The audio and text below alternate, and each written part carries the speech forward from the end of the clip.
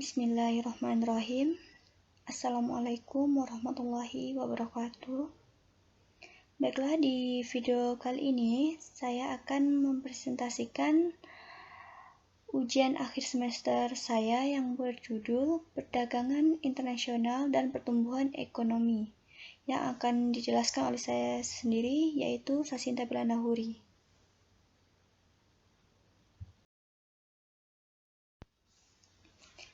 Definisi perdagangan internasional dan pertumbuhan ekonomi. Perdagangan internasional adalah kegiatan tukar-menukar barang atau jasa yang dilakukan antara individu dengan individu, individu dengan pemerintah, atau pemerintah dengan pemerintah dari suatu negara yang lain di pasar dunia atau global, dengan tujuan untuk memenuhi kebutuhan mencari keuntungan. Sedangkan pertumbuhan ekonomi adalah proses perubahan kondisi perekonomian suatu negara secara berkesinambungan menuju keadaan yang lebih baik dalam periode tertentu. Pertumbuhan ekonomi dapat diartikan juga sebagai proses kenaikan kapasitas produksi suatu perekonomian yang diwujudkan dalam bentuk kenaikan pendapatan nasional. Adanya pertumbuhan ekonomi ini merupakan indikasi keberhasilan pembangunan ekonomi tersebut. Jadi, dengan kata lain, apabila perdagangan internasional lancar atau ekspor-impornya, maka akan berpengaruh terhadap pertumbuhan ekonomi. Yang dimana Salvatore 2004 menyatakan bahwa perdagangan dapat menjadi mesin bagi pertumbuhan, atau terms as agent of growth. Jika aktivitas perdagangan internasional adalah ekspor dan impor, maka salah satu dari komponen tersebut atau kedua-duanya dapat menjadi motor penggerak bagi pertumbuhan. Dan menurut Tambunan 2005 menyatakan pada awal tahun 1980-an, Indonesia menetapkan kebijakan yang berupa export promotion. Dengan demikian, kebijakan tersebut menjadi ekspor sebagai motor penggerak bagi pertumbuhan tersebut. Dan menurut Wijono 2005 menyatakan bahwa pertumbuhan ekonomi ini merupakan salah satu indikator kemajuan pembangunan tersebut. Model perdagangan internasional. 1. Model Adam Smith. Model Adam Smith ini memfokuskan pada keuntungan mutlak, yang menyatakan bahwa suatu negara akan memperoleh keuntungan mutlak dikarenakan negara tersebut mampu memproduksi barang dengan biaya yang lebih rendah dibandingkan dengan negara lain. Menurut teori ini, jika harga barang dengan jenis yang sama tidak memiliki perbedaan di berbagai negara, maka tidak ada alasan untuk tidak melakukan perdagangan internasional. Yang kedua, model Ricardian. Model Ricardian ini memfokuskan pada kelebihan komparatif dan mungkin merupakan konsep paling penting dalam teori perdagangan internasional. Dalam sebuah model Ricardian, negara mengkhususkan dalam memproduksi apa yang menurut mereka paling baik untuk diproduksi. Tidak seperti model lainnya, rangka kerja model ini memprediksi di mana negara-negara akan menjadi spesialis secara penuh dibandingkan memproduksi bermacam-macam barang komoditas. Model Ricardian ini juga tidak secara langsung memasukkan faktor pendukung seperti jumlah relatif dari buruh dan model dalam negara lainnya.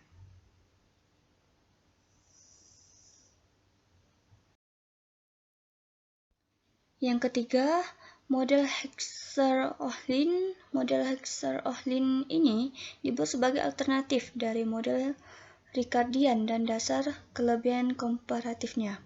Yang keempat, faktor spesifik. Dalam model ini, mobilitas buruh antar industri satu dan yang lainnya sangatlah mungkin ketika modal tidak bergerak antara industri pada satu masa pendek.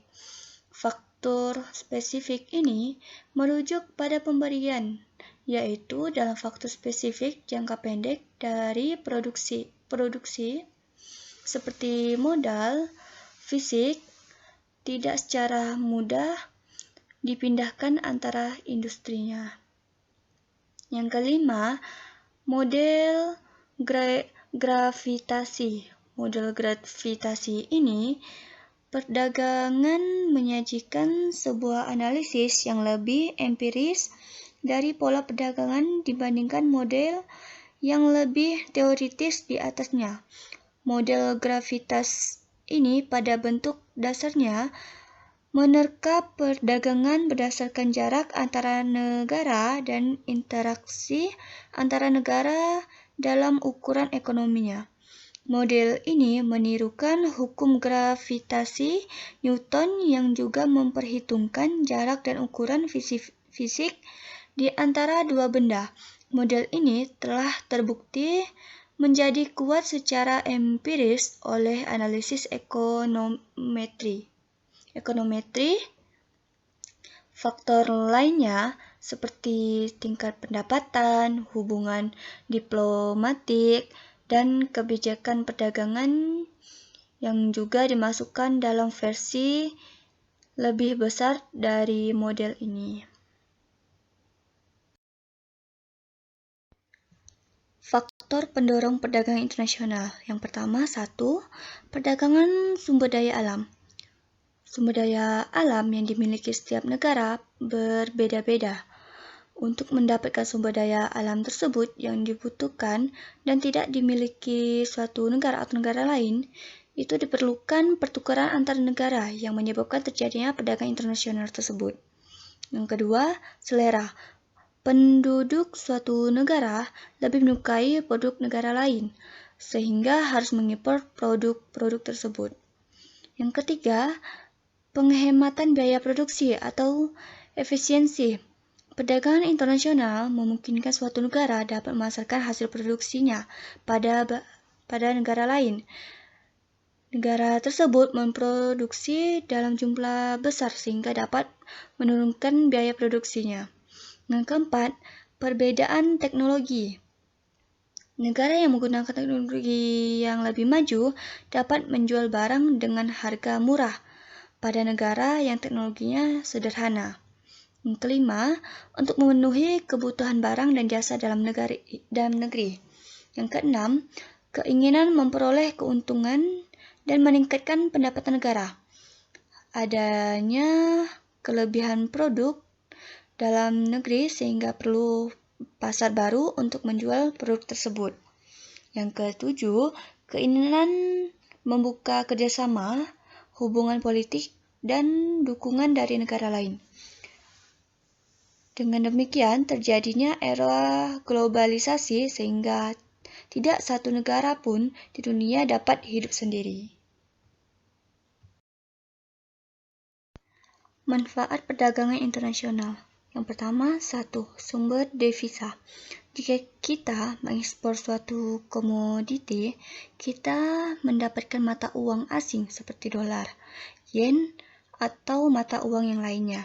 Mata uang asing ini disebut devisa. Devisa dapat digunakan misalnya mengimpor barang modal dan konsumsi. Yang kedua, perluasan kesempatan kerja. Perdagangan internasional, terutama kegiatan ekspor, memberi kesempatan untuk memperluas kesempatan kerja karena tidak menghasilkan barang yang diekspor. Dibutuhkan tenaga kerja lainnya. Yang ketiga, stabilisasi harga. Jika harga suatu jenis barang dalam negeri mahal atau jumlahnya kurang dari tidak memenuhi permintaan pasar, maka barang tersebut harus diimpor. Dengan adanya impor, harga barang jenis tersebut akan stabil dan permintaan mereka pun dapat terpenuhi. Yang keempat, peningkatan kualitas konsumsi. Melalui perdagangan internasional, penduduk dapat membeli barang-barang yang belum dapat dihasilkan di dalam negeri atau mutunya belum sebaik produk luar negeri. Perdagangan internasional dapat memacu industri dalam negeri untuk meningkatkan kualitas produk yang dihasilkan agar dapat bersaing di pasar internasional. Yang kelima, percepatan ahli teknologi. Untuk menggunakan barang-barang yang diimpor dari luar negeri, dibutuhkan pengetahuan atau keterampilan tertentu sehingga perlu pelatihan atau bimbingan. Hal seperti ini juga mempercepat ahli teknologi memungkinkan suatu negara untuk mempelajari teknik produksi yang lebih modern lagi. Yang keenam, memperoleh barang yang tidak dapat diproduksi di negara sendiri. Banyak faktor yang mempengaruhi perbedaan hasil produksi di setiap negara. Misalnya, kondisi geografis, iklim, tingkat penguasaan iptek. Dengan adanya perdagangan internasional ini, setiap negara mampu memenuhi kebutuhan yang tidak diproduksi sendiri atau diproduksi di negara mereka sendiri. Yang ketujuh, memperoleh keuntungan dari spesialisasi.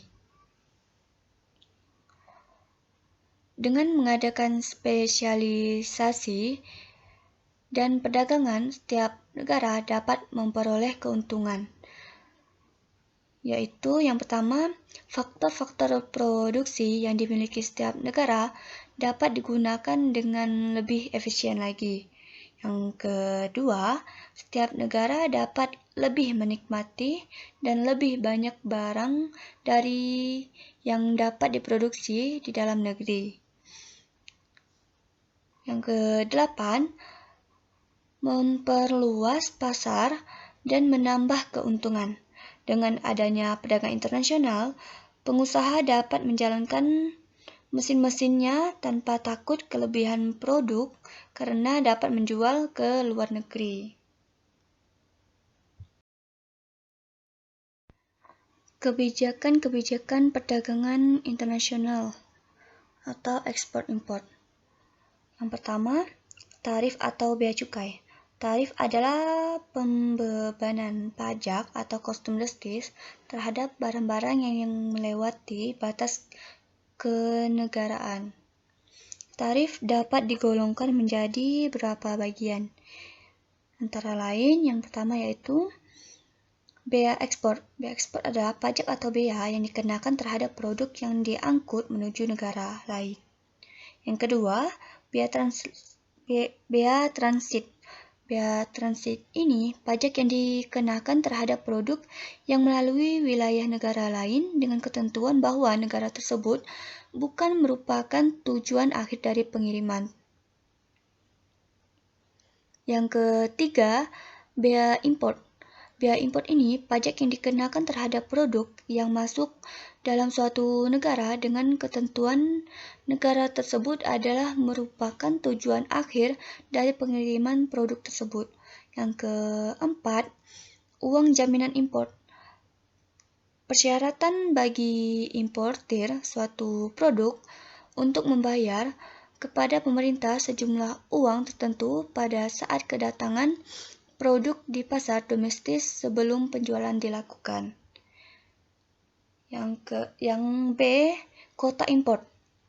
Kota impor, kota membatasi banyaknya unit yang dapat diimpor. Tujuan dilakukannya adalah untuk membatasi jumlah barang tersebut di pasar dan menaikkan harga produk tersebut. Yang C, subsidi. Subsidi adalah bantuan pemerintah untuk produsen lokal. Subsidi ini dihasilkan dari pajak yang dipungut oleh pemerintah dari rakyat. Yang D, exit control. Biasanya, negara-negara yang menggunakan kontrol devisa adalah mereka yang ekonominya melemah. Kontrol ini memungkinkan negara-negara yang ekonominya lebih stabil membatasi jumlah volatilitas nilai tukarnya mata uang yang masuk atau keluar.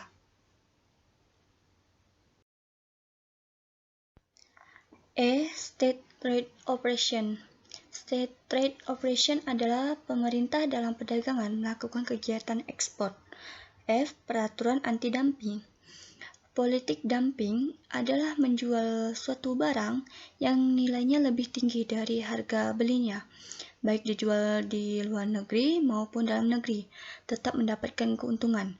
Adapun beberapa motif dari politik dumping, yaitu antara lain, yang pertama, beberapa yang diminati oleh negara asal supaya dapat terjual di luar negeri. Yang kedua, memperkenalkan suatu produk dalam negeri ke negara lain. Yang ketiga, berebut pasar luar negeri. Hambatan perdagangan internasional. Berikut ini beberapa hambatan yang sering muncul dalam perdagangan internasional. Yaitu yang pertama, perbedaan mata uang antar negara. Mata uang yang berlaku di setiap negara berbeda-beda.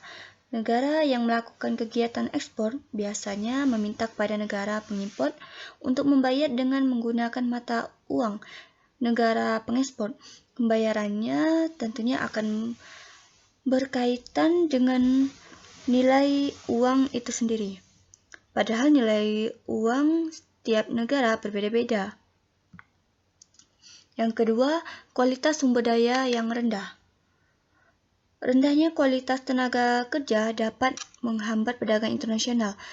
Karena jika sumber daya manusia rendah, maka kualitas dari hasil produk atau produksi akan rendah pula. Yang ketiga, pembayaran antar negara sulit dan risikonya sangat besar. Pada saat melakukan kegiatan perdagangan internasional, negara pengimpor akan mengalami kesulitan dalam hal pembayaran. Apabila pembayaran dilakukan secara tunai, maka negara pengimpor akan mengalami kesulitan dan resikonya yang sangat tinggi, seperti perampokan. Dan yang keempat, adanya kebijakan impor dari suatu negara. Setiap negara tentunya akan selalu melindungi hasil produksinya sendiri. Mereka tidak ingin hasil produksinya tersaingi oleh hasil produksi dari luar negeri. Oleh karena itu, setiap negara akan memperlakukan kebijakan untuk melindungi barang-barang dari negerinya. Yang kelima, terjadinya perang. Terjadinya perang dapat menyebabkan hubungan antar negara terputus. Terus yang terakhir, yang keenam, adanya organisasi-organisasi ekonomi regional. Biasanya dalam satu wilayah regional terdapat organisasi-organisasi ekonomi. Tujuannya agar organisasi-organisasi tersebut untuk memajukan perekonomian negara-negara anggotanya.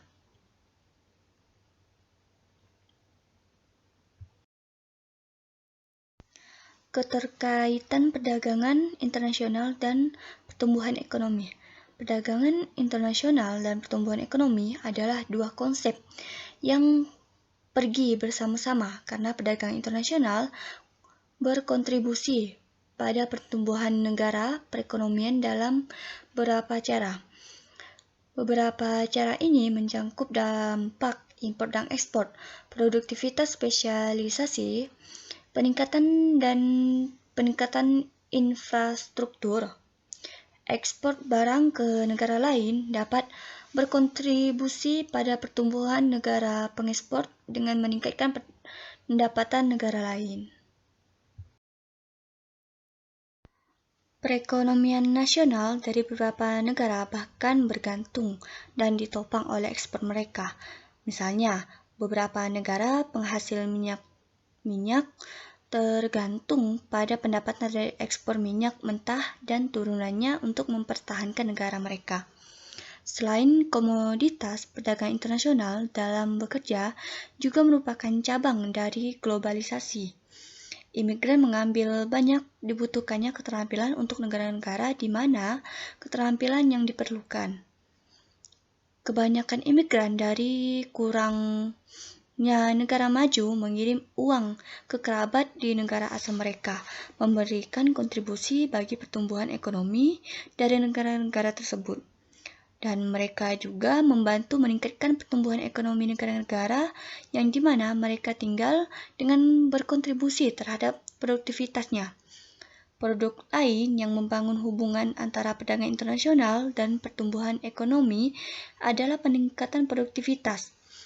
Ketika adanya permintaan yang tinggi untuk produk, negara-negara yang menghasilkan produk tersebut secara otomatis akan meningkatkan produk dalam rangka untuk bertemu dengan permintaan produknya.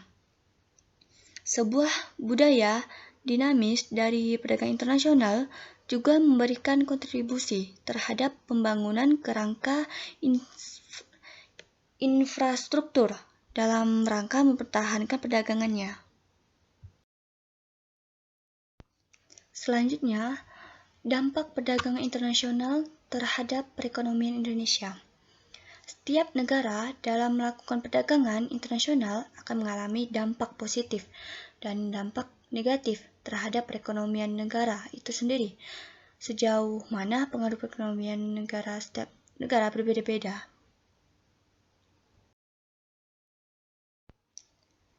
Dampak positif dari perdagangan internasional antara lain yaitu: yang pertama, kegiatan produksi dalam negeri menjadi meningkat secara kuantitas dan kualitasnya.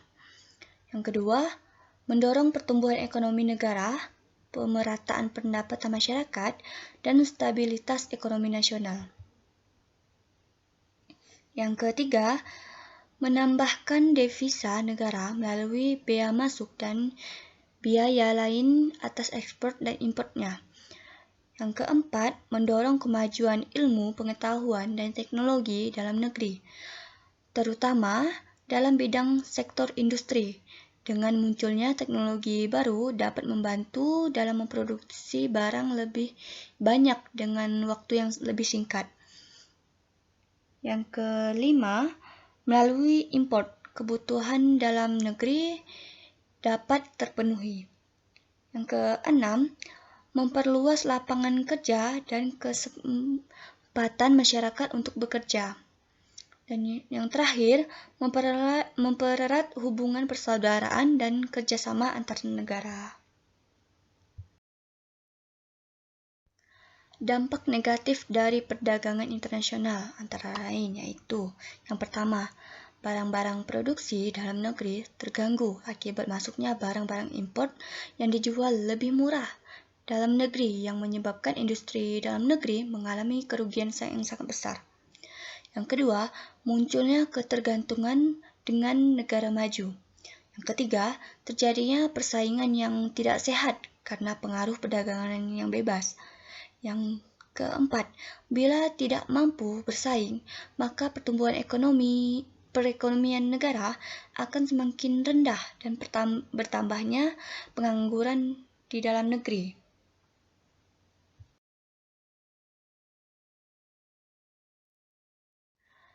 Sekian penjelasan materi dari saya. Jika ada kesalahan atau kata-kata yang tidak berkenan, saya mohon maaf yang sebesar-besarnya. Wassalamualaikum warahmatullahi wabarakatuh.